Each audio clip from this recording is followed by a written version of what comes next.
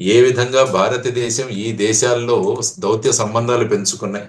ఆ దేశాలన్నీ కూడా భారతదేశంలో సన్నిహితంగా ఉండాలి, భారతదేశంలో స్నేహం చేయాలని ఒక భావన ప్రతి ఒక్క దేశంలో కూడా మొదలైంది. మీరు చూస్తుంటే ప్రధానమంత్రి గారు ఎక్కడికి వెళ్ళినా కూడా ఆ దేశానికి సంబంధించిన అత్యుత్తమ పురస్కారం ఏదైతే ఉంటుందో అది మన ప్రధానమంత్రి గారికి ఇవ్వడం జరుగుతుంది. అటువైపు డొనాల్డ్ ట్రంప్ గారు చూసినా కూడా మై ఫ్రెండ్ మోడీ అంటారు ఆయన ఎప్పుడు కూడా. సో ఆ విధంగా ఆ తర్వాత వచ్చేసి రష్యా యుక్రెయిన్ల యుద్ధాలని ప్రధాని మోడీ గారు మధ్యస్థం చేసి నిలపగలరు అని రష్యా అధ్యక్షుడు పుటిన్ మాట్లాడిన సందర్భాలు ఉన్నాయి. సో ఇటువంటి విధంగా మనం చూసుకుంటే భారతదేశం యొక్క ప్రభావం, ప్రాధాన్యత, ప్రాబల్యం కూడా ఈ మధ్య కాలంలో ప్రపంచ దేశాలలో బాగా పెరిగింది. దానితో పాటు ముఖ్యంగా మన విదేశాంగ మంత్రి జయశంకర్ గారు కూడా ఆయనకున్న విశేషమైన అనుభవంతో ఆయన భారతదేశం యొక్క ఖ్యాతిని, భారతదేశం యొక్క విస్తృతిని ఆయన పెంచుతున్నారు. అదేవిధంగా national security adviser Ajit Doval గారు, ఆయన కూడా నిష్ణాతులు సెక్యూరిటీ సందర్భాల్లో. ఆయన కూడా మొన్న జరిగిన అన్ని దేశాల యొక్క ఈ రక్షణ ఎన్ఎస్ఏ అడ్వైజర్లు మన భారతదేశంలోనే జరిగింది మీటింగ్. ఆ తర్వాత వచ్చేసి రాజ్నాథ్ సింగ్ గారు మన డిఫెన్స్ మినిస్టర్. వీరందరూ కూడా ఒకే కంఠంతో భారతదేశం యొక్క ఖ్యాతిని ముందుకు తీసుకువెళ్తున్నారు. సో ఇటువంటి పరిస్థితులలో పాకిస్తాన్ ఏకాకిగా మారిపోయింది. ఏకాకిగా మారిన పాకిస్తాన్ ఏదో ఒకటి నా ఉనికిని ప్రదర్శించాలి అన్నది వాళ్లకున్న ఒక కోరిక. ఆ తర్వాత ఏమైందంటే ఇంతకు ముందు మన కశ్మీర్లో, జమ్మూ అండ్ కాశ్మీర్లో ఏ మాత్రం చిన్న మార్పులు జరిగినా కూడా పాకిస్తాన్ చాలా పెద్ద పెట్టున ఆందోళన చేసేది. అనేక ప్రాంతాల్లో దీని గురించి మాట్లాడేది, సిమ్లా అగ్రిమెంట్ గురించి చెప్పేది, ఇవన్నీ కూడా మాట్లాడేవాళ్ళు. పాకిస్తాన్ గురించి, కశ్మీర్ గురించి ఇద్దరు దౌత్య సంబంధాలు బయలేటరల్ లాగా మాట్లాడుకోవాలి కానీ అంతర్జాతీయ స్థాయిలో మాట్లాడకూడదని సిమ్లా అగ్రిమెంట్ లో ఉన్నా కూడా పాకిస్తాన్ అనేక ప్లాట్ఫామ్ మీద కశ్మీర్ గురించి మాట్లాడేది. సో అటువంటి పరిస్థితులలో ఆర్టికల్ 370ని రద్దు చేయడం, తర్వాత జమ్మూ అండ్ కాశ్మీర్ని 2 యూనియన్ టెరిటరీస్ గా మార్చడం, ఆ తర్వాత ఏదైతే టూరిజం అన్నది చాలా దెబ్బతినిందనే తర్వాత జమ్మూ అండ్ కాశ్మీర్ ఎకానమీ కూడా దెబ్బతినిన సందర్భంలో మళ్ళా ఈ చర్యల ద్వారా మళ్ళా టూరిజం విపరీతంగా పెరిగింది. పెట్టుబడులు రావడం మొదలు అయ్యాయి జమ్మూ అండ్ కాశ్మీర్లో, తలసరి ఆదాయం పెరిగింది. సో ఇవన్నీ కూడా పాకిస్తాన్కు ఒక పెద్ద చెంపపెట్టుగా మారింది. ఇంతకు ముందు ఏదైతే వాళ్ళు ప్రభావం చూపించారో ఇప్పుడు మనం ఏమీ చేయలేకపోతున్నాం, మన ప్రమేయం లేకుండా, మనల్ని పట్టించుకోకుండా కశ్మీర్ అభివృద్ధి బ్రహ్మాండంగా జరుగుతోంది, టూరిస్టులు విపరీతమైన సంఖ్యలో వస్తున్నారు అన్న దీన్ని ఎక్కడో ఒక చోట భారతదేశాన్ని దెబ్బతీయాలి అన్నది వాళ్లకున్న ఒక కోరిక. ఒకవైపు చూస్తే చైనా కూడా పాకిస్తాన్ని దూరంగా ఉంచుతుంది.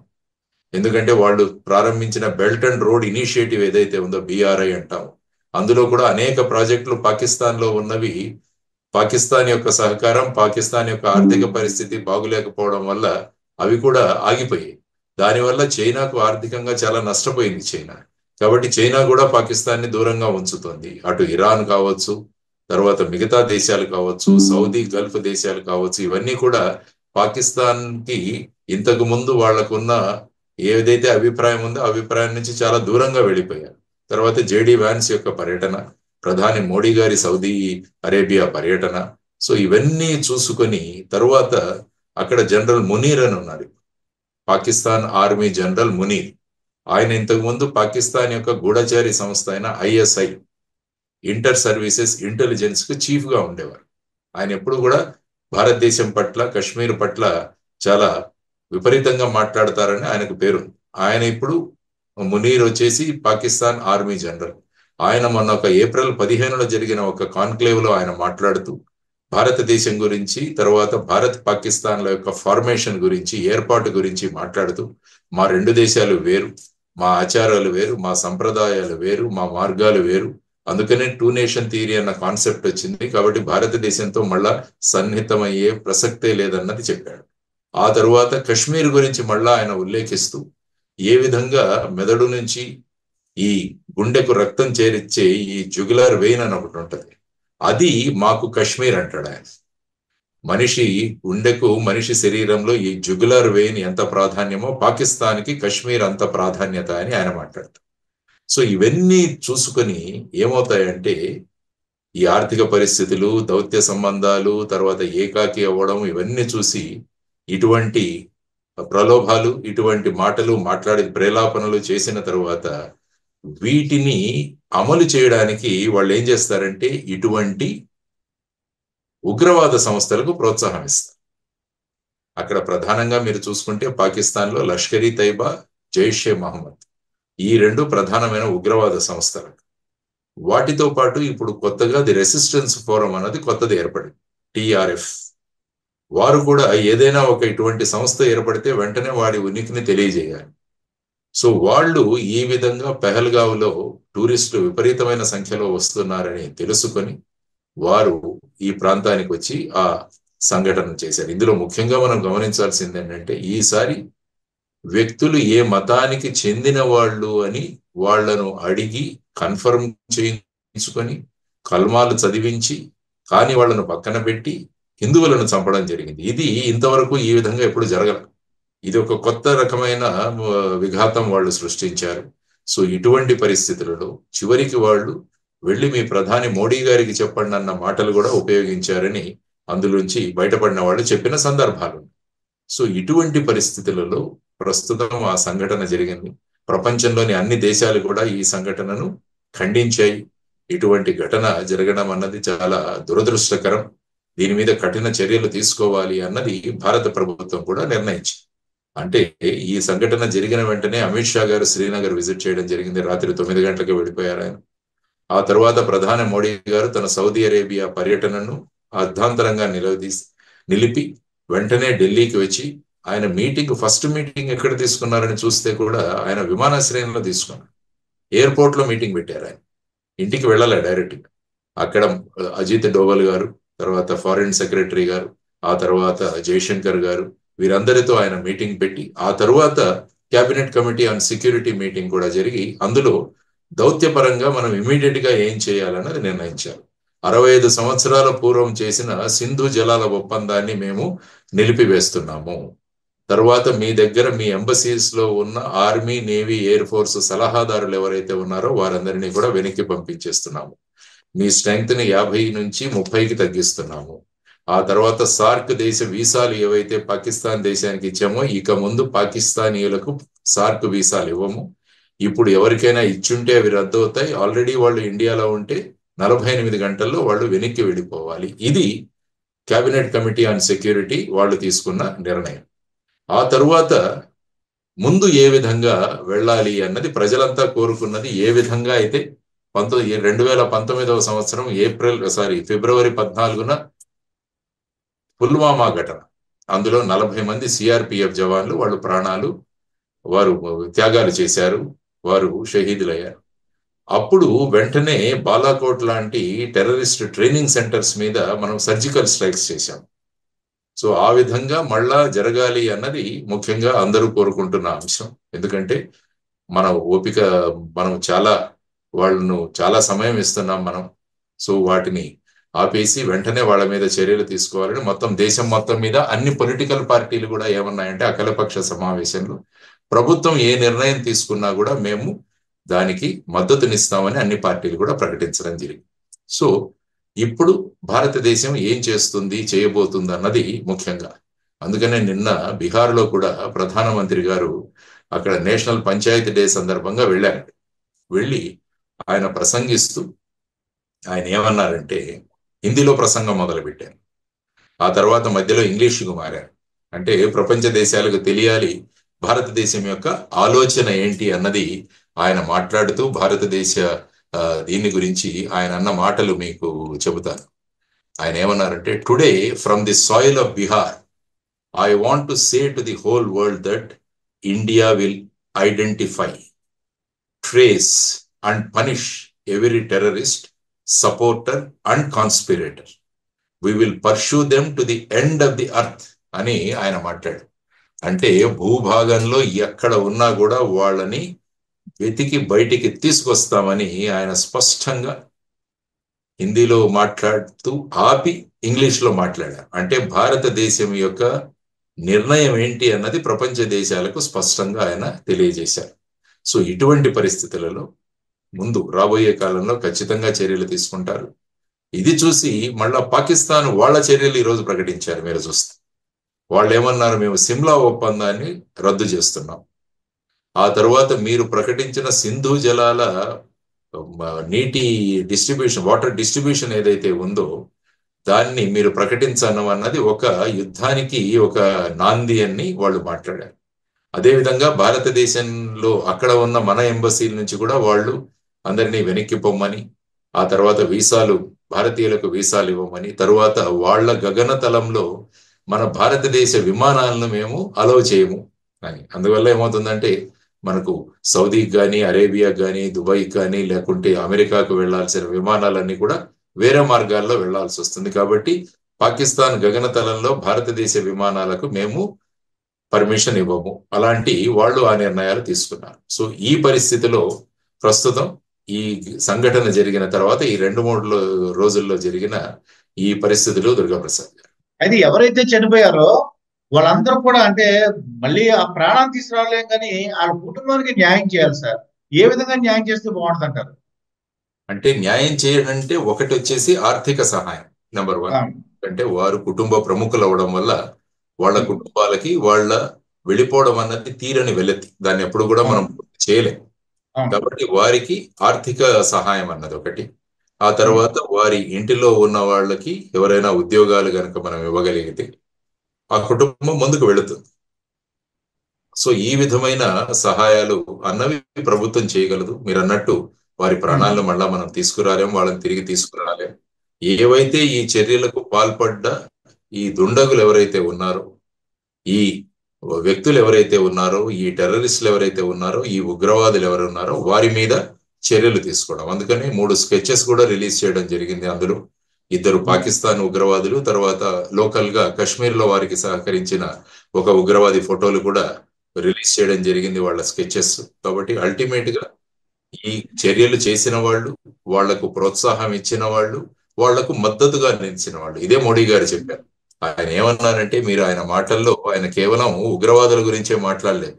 అంటే identify, trace and punish every terrorist, చేసిన వారు, సపోర్టర్, వాళ్లకు సపోర్ట్ ఇచ్చిన వాళ్ళు, అండ్ కాన్స్పిరేటర్ అన్నారు. అంటే ఈ కుట్రలో భాగస్వామ్యం ఉన్న ఎవరిని కూడా మేము వదలము అని ఆయన చెప్పారు. కాబట్టి అది ఆ విధంగా ఆ కుటుంబాలకి ప్రభుత్వం మద్దతు ఇచ్చే ఒక అభిప్రాయం అని, ఆ విధంగా ఇవ్వచ్చు అన్నది నేను అనుకుంటాను. ఇప్పుడు ఏంటంటే సార్, మన ఇండియాలో ఉన్న ముస్లింలను, హిందువులు ఈ సంయమనం పాటించాలండి.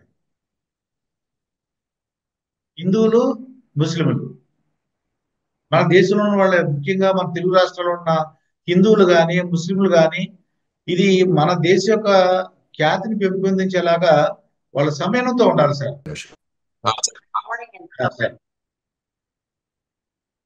ముఖ్యంగా మన తెలుగు రాష్ట్రాల్లో ఉన్న వాళ్ళ హిందువులు అలాగే ముస్లింలు సంయమనంతో ఉండాలి సార్. తెలంగాణ కానీ, ఆంధ్రప్రదేశ్ కానీ. భారతదేశంలో ఎక్కడా కూడా దీనికి ఉగ్రవాద చర్యలకు మన భారతదేశం ఎప్పుడు కూడా మతాల పరంగా రియాక్ట్ అవ్వదు ఎప్పుడు కూడా. ఎందుకంటే ఈ చర్య మానవాళికి విరుద్ధంగా జరిగిన చర్య. దానివల్ల అందరూ ఖండించారు. ఏ మతానికి చెందిన నేతలైనా చూసుకున్నా కూడా వాళ్ళందరూ ఖండించారు. ఇది ఎవరు కూడా సపోర్ట్ చేయరు. సో అటువంటి పరిస్థితులలో ఖచ్చితంగా సంయమనంతో ఉంటారు. ఆ విధంగా అందరం కలిసి వాళ్ళు ఏ విధమైన ప్రయత్నాలు చేసి మన మధ్యలో చిచ్చు పెట్టి మనల్ని విభజించే ప్రయత్నాలు చేసినా, భారతదేశంలో ముఖ్యంగా మన ఉభయ తెలుగు రాష్ట్రాల్లో కూడా ఆలోచించే వ్యక్తులు ఉన్నారు. వారెప్పుడు కూడా ఇటువంటి ట్రాప్ లో వాళ్ళు ఎవరు పడరు. అందుకనే లీడర్లు ఇచ్చిన స్టేట్మెంట్లు కూడా అలాగే ఉన్నాయి. దీన్ని ఖండించాలి, ప్రభుత్వం త్వరగా చర్యలు తీసుకోవాలని ప్రతి ఒక్కరు కోరుతున్నారు. కాబట్టి ఆ విషయంలో మనం ఎక్కడా కూడా అనుమానించాల్సిన అవసరం లేదు. ఎప్పుడైనా కూడా దేశానికి ముప్పు వాటిల్లితే భారతదేశం స్పందిస్తుంది. భారతదేశం ఒక్కటిగా స్పందిస్తుంది అన్నది మనందరికీ మనకు అవగతమైన విషయమే. ఎందుకంటే 4 యుద్ధాలు, చైనాతో యుద్ధం, తర్వాత 48 కావచ్చు, 65 కావచ్చు, 71 కావచ్చు, ఆ తర్వాత కార్గిల్ యుద్ధం కావచ్చు, మళ్ళా మొన్న జరిగిన గల్వాన్ లో జరిగిన సంఘర్షణలు కావచ్చు చైనాతో. ఎప్పుడైనా కూడా భారతదేశం ఒక్కటిగా స్పందించింది ఈ ప్రతి పరిస్థితుల్లో కూడా. కాబట్టి అటువంటి విభేదాలు ఎప్పుడు కూడా ఉండవు, ఆ విధమైన పరిస్థితులు ఉద్భవించవని నేను అంటాను. ఎందుకంటే మీరు పోలీస్ డిపార్ట్మెంట్ లో ఉన్నారు కాబట్టి నేను ఈ ప్రశ్న ఇటువంటి సంఘటనలు పునరావృతం కాకుండా మళ్ళీ రిపీట్ అవ్వకుండా ఎటువంటి జాగ్రత్త చర్యలు తీసుకుంటే మంచిదంట. ముఖ్యంగా ఏంటంటే సెక్యూరిటీ ప్రజెన్స్ అన్నది చాలా ముఖ్యం. తర్వాత ఇంటెలిజెన్స్ ఇన్పుట్స్ అనేవి కూడా చాలా ముఖ్యం. ప్రస్తుతం మనకు పేపర్లో వస్తున్న వార్తలను బట్టి యాక్చువల్గా పెహల్గాంలో పాకిస్తాన్ ఉగ్రవాదులు వారి అనుయాయులతో ఇక్కడ కొన్ని హోటల్స్ మీద రెక్కీ చేశారని, ఆ తర్వాత ఇంటెలిజెన్స్ ఇన్పుట్స్ ప్రకారం పెహల్గాంలో ఏదో ఒక ఈ విధమైన ఉగ్రవాద చర్య జరుగుతుందన్నది ఇంటెలిజెన్స్ ఇన్పుట్స్ వచ్చాయి. దాన్ని సంబంధితులకు ఇవ్వడం జరిగింది. కానీ ఈ ప్రాంతంలో ఎక్కడా కూడా పోలీసు కానీ మిలిటరీ కానీ ప్రజెన్స్ కనపడలేదు అన్నది అందరూ మాట్లాడుతున్న అంశం. యాక్చువల్గా ఈ రోజు వచ్చిన పేపర్లు చూస్తే మనం తెలిసింది ఏంటంటే, ఏ ప్రాంతంలో అయితే ఈ సంఘటన జరిగిందో, ఐ థింక్ బయస్గావో ఏదో అంటారంటే, ఆ ప్రాంతంలో జరిగిన సంఘటన ఏదైతే ఉందో అక్కడ టూరిస్టులకు జనరల్ గా పర్మిషన్ ఉండదు. ఎందుకంటే అక్కడికి సర్వసాధారణంగా మనము వాహనాలు తీసుకువెళ్ళలేము. వెళితే అక్కడికి కాలినడకన వెళ్ళాలి, ట్రెక్కింగ్ చేసుకుంటూ, లేకుంటే పోనీస్ అంటే మన హార్సెస్ గుర్రాల మీద వెళ్ళాలి అక్కడికి. ఎందుకంటే చాలా సంవత్సరాల క్రితం నేను ఒకసారి వెళ్ళాను. ఆ ప్రాంతం చాలా అద్భుతంగా ఉంటుంది, అందుకనే దాన్ని మినీ స్విట్జర్లాండ్ అంటారు. ఆ ప్రాంతంలో అక్కడికి వెళ్ళడానికి ప్రతి ఒక్కరూ, కానీ ఈ సీజన్ లో అక్కడ ఇంకా పోలీస్ పర్మిషన్ లేకుండా అక్కడికి వెళ్ళడానికి, కానీ ఈ టూరిజం ఆపరేటర్స్ అన్న వాళ్ళు పోలీస్ పర్మిషన్ తీసుకోకుండా అక్కడికి పర్యాటకులను తీసుకువెళ్లాలన్న ఒక వార్త బయటికి వస్తుంది. దాంట్లో సత్యాసత్యాలు ఏంటో మనం పరిశీలించాల్సిన అవసరం. అందువల్ల ఇటువంటి సంఘటనలు మళ్ళా రిపీట్ అవ్వకుండా ఇంటెలిజెన్స్ ఇన్పుట్స్, వచ్చిన ఇంటెలిజెన్స్ ఇన్పుట్స్ ప్రతి దానికి కూడా తగిన చర్యలు తీసుకోవడం, తర్వాత కేంద్ర రాష్ట్ర ప్రభుత్వాలు ఉమ్మడిగా అక్కడ పని చేయడం. ఎందుకంటే కేంద్రంలో ఒక ప్రభుత్వం ఉంది, రాష్ట్రంలో ఒక ప్రభుత్వం ఉంది, కానీ ఉగ్రవాద చర్యలకు ఎప్పుడు కూడా ఈ ప్రభుత్వాలు పార్టీలు అనేవి పక్కన. అందరం కలిసి మనం అందరూ కలిసి చేయాలి. అందుకనే అఖిలపక్ష సమావేశంలో కూడా అన్ని పార్టీలు వచ్చాయి, కానీ ముక్త కంఠంతో ఏకకంఠంతో అందరూ చెప్పింది ప్రభుత్వం చేసే విధి విధానాలకు మేము 100% మద్దతు ఇస్తామని కూడా చెప్పిన అంశం. ఇది రాజకీయం చేయాల్సిన అంశం కాదు. ఇది దేశ యొక్క సమగ్రతకు, దేశ యొక్క సార్వభౌమత్వానికి ఇది ఒక మారని మచ్చ. కాబట్టి దీనిని మానని మచ్చ. కాబట్టి దీని మీద మనం అందరూ కలిసి ఉండి తీసుకోవాల్సిన నిర్ణయాలు చాలా ప్రాధాన్యమైనవన్నది మనం అందరూ అనుకోవాలండి. కానీ పాకిస్తాన్ అంటే అట్లా పాకిస్తాన్ కూడా ఖండించి ఇటువంటి మేము ఆ టెర్రరిస్టుల మీద మేము యాక్షన్ తీసుకుంటాం అంటే ఎంత బాగుండేదంటే గౌరవం పెరిగేదండి పాకిస్తాన్ మీద. వాళ్ళు ఏమన్నారంటే అసలు మాకు సంబంధం లేదంటున్నారు. అది స్టేట్మెంట్ చూసుకుంటే ఇందులో మాకు సంబంధం లేదు, వాళ్ళు ఎవరో టెర్రరిస్టులు చేస్తున్నారు, ఆ చర్యలను మేము ఖండిస్తున్నాము అంటున్నారు. కానీ యాక్చువల్ గా మీరు లోపలికి వెళితే ఈ ప్రభుత్వము ఐఎస్ఐ వీరి వెనకాల ఎంత ఉందో కూడా తెలుస్తుంది మనకి. కాబట్టి పైన ఆ విధంగా మాటలు మాట్లాడుతున్న వాళ్ళు మరి వాళ్ళ స్థావరాల్లో, పాక్ ఆక్యుపైడ్ కాశ్మీర్ కావచ్చు, కాశ్మీర్ లో కానీ పాకిస్తాన్ లో కావచ్చు, మరి ఉగ్రవాద సంస్థల యొక్క ట్రైనింగ్ సెంటర్లో వాళ్ళను ధ్వంసం చేయొచ్చుగా. తర్వాత ముఖ్యంగా దావూద్ ఇబ్రహీం లాంటి వ్యక్తి ఇంకా కరాచీలోనే ఉన్నాడు. ఆ తర్వాత జైషే మహమ్మద్, మనం ఏదైతే కందహార్ లో మన ఎయిర్ ఇండియా విమానాన్ని అపహరించి తీసుకువెళ్లి అక్కడ ఆ ప్రయాణికులను విడుదల చేయడానికి బదులుగా జైషే మహమ్మద్ అతన్ని కూడా మనం విడుదల చేశాము. అతను జైషే మహమ్మద్ ప్రధానిని, చీఫ్ ని, అతన్ని కూడా మనం చేశాము. కాబట్టి వారందరినీ కూడా మళ్ళీ పట్టుకురావాలి. వాళ్ళందరినీ కూడా ఈ సందర్భంగా వాళ్ళు అక్కడ ఉంటూ ఉగ్రవాద చర్యలను ప్రోత్సహిస్తున్నారన్న దీంతో వాళ్ళందరినీ కూడా వెనక్కి తీసుకురావాలి. వాళ్ళందరినీ తీసుకొచ్చి ఇక్కడ శిక్షలకు వాళ్ళను పాత్రులు చేయాలన్నది కూడా ఈసారి ప్రభుత్వం ఖచ్చితంగా ఆలోచిస్తుందని నేను అనుకుంటాను. ఎందుకంటే ఈ ఉగ్రవాదులు అక్కడ ఉండి వాళ్ళు ఈ విధమైన ఉగ్రవాదాన్ని ప్రోత్సహిస్తున్నారు.